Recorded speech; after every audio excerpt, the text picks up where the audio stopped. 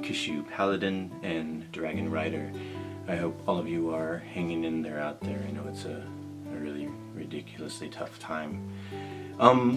Recently I had thought about doing some dungeon mastering vlogs. So what I did was I threw a poll up on Twitter, just kind of get some opinions. The three choices on the poll were world building. When I returned to D&D in 2017 and started to play 5e, I actually did some world building vlogs on this site. I'll post them down below. The second choice on the poll was story / campaign concepts. And the third choice was NPC building. Anyway, 50% of the votes went to story / campaign concepts, so that is what I will focus on. There's all kinds of ways that you can come up with campaign ideas. There's one, of course, there's books that have ideas, and I've always homebrewed. I purchased some of these books. You know, D&D is making some great books these days. I do purchase these books and I do look through them, or at least on some of them have just sat on the shelf, but I just love them. I've always homebrew, so just to give you a dash of what my dungeon mastering experience is. Always wanted to play as a kid, couldn't find anybody. I was very shy and couldn't find anybody to play with. Finally figured out by 17 that the only way I was ever going to play is if I ran a game myself. I wasn't a huge reader, so I didn't go right into Advanced Dungeons and Dragons. I went into Basic, and then I brought in Expert, and then I came upon some Advanced Dungeons and Dragons books and started to weave in those rules into the game as well. Then in my 20s, I ran a second group, but this group was evil and or chaotic, so that was really very fun, very cool. My NPCs, I had a paladin that was my main NPC that was hunting them, so that was really cool. And then in my 30s, I actually played World of Warcraft for like 4.5 years, which was awesome. But I didn't get back into D&D till my 40s in 2017.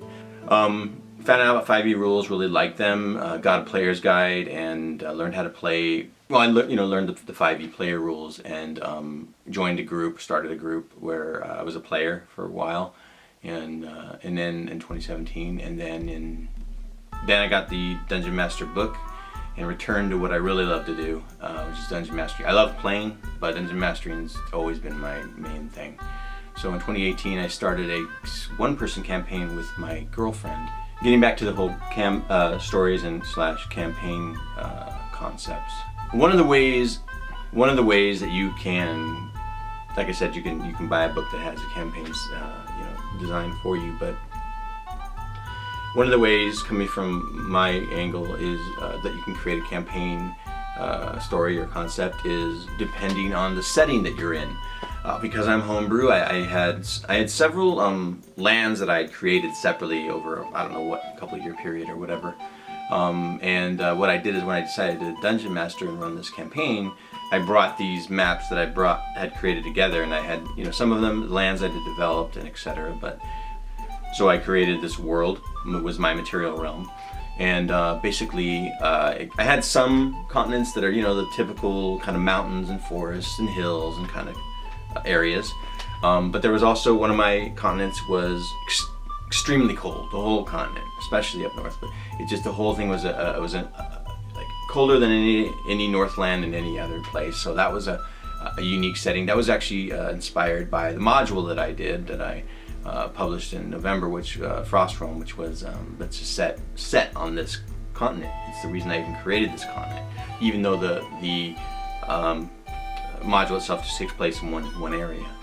And another area that's not totally typical is I have a continent that is half in the material plane, half in like a demi-plane or something. So it's not, you can't just sail a boat to get there. It's more difficult to get in there, and there's a dome that surrounds it that you can't see, but it's there. And I also created a continent which is actually basically a large island. It's called Aberlou, and then it has one singular city on it called Aberlou. And I actually created another module, not a module concept, but I don't know if it's a module, I guess it probably would be, design a couple of years ago that was attached to that. So any of these more unique lands definitely you can create ideas that lead to a campaign setting. Another way that you can come up with a campaign setting is through the characters themselves, through their backstories. In my case, I had one character. With this character, my player actually is a warlock. She's actually level 21 now. We played a lot the last two plus years.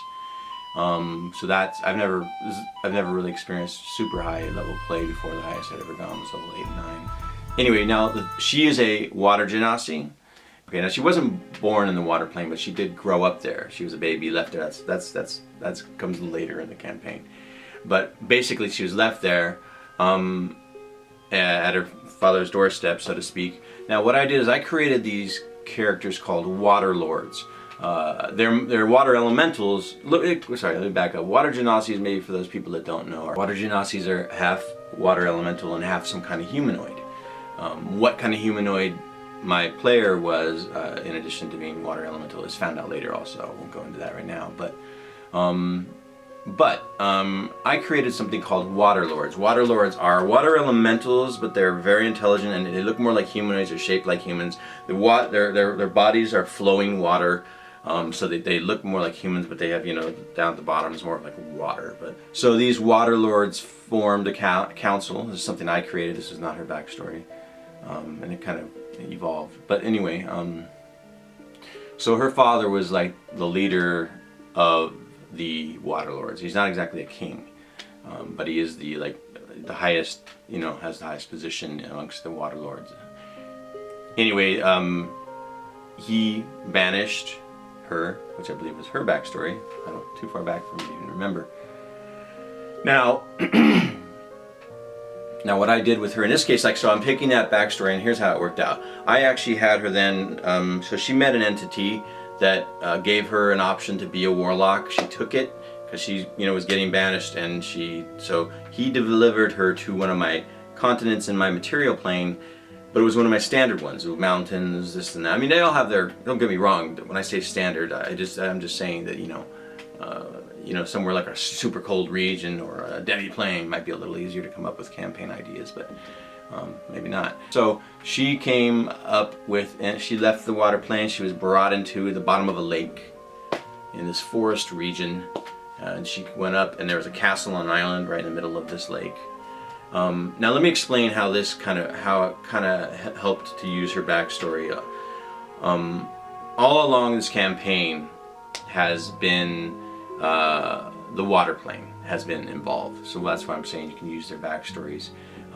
It's evolved, and she goes there. She has all kinds of things that go on between her and her father, her and her deity. That is kind of like when I think of like a campaign.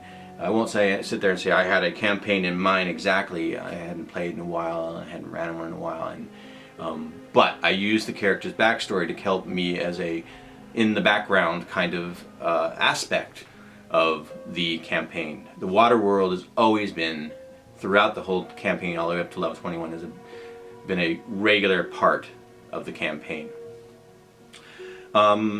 So that's kind of using an example of using the backstories to help create your campaign.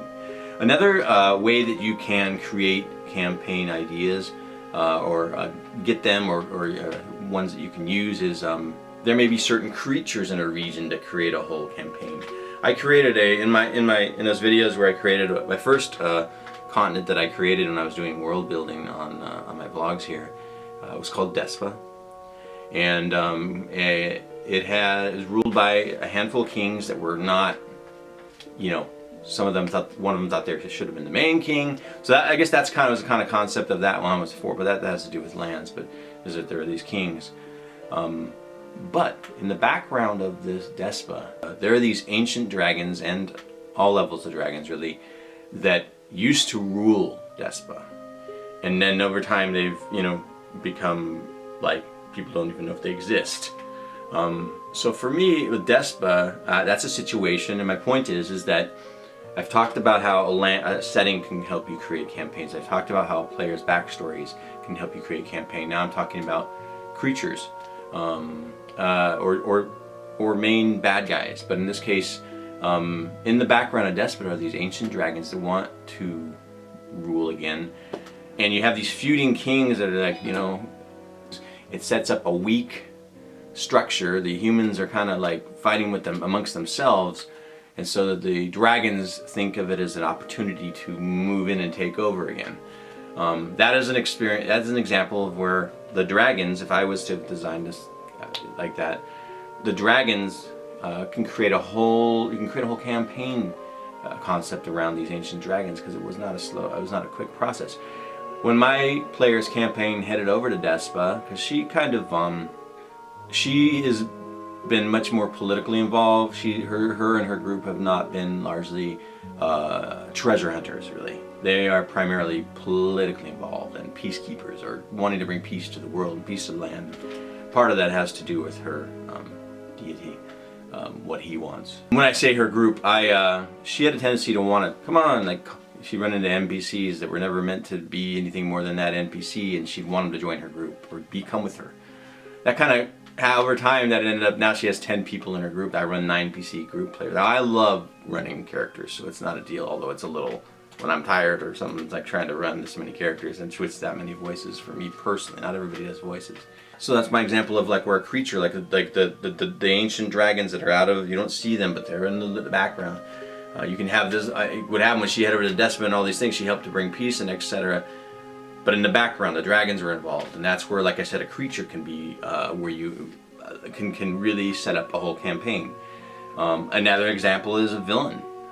You know, when you have, if you create a particular villain, either take your time or you can go through books and come up with a villain, you can build a whole campaign around that. So I hope that this isn't too vague. I definitely want feedback, and this is kind of, I work very conceptual, so, but I kind of wanted to give you an idea of, like I said, you know, you can concepts, ideas, like you can formulate whole ideas based on settings, players' backstories, particular creatures, especially in particular lands.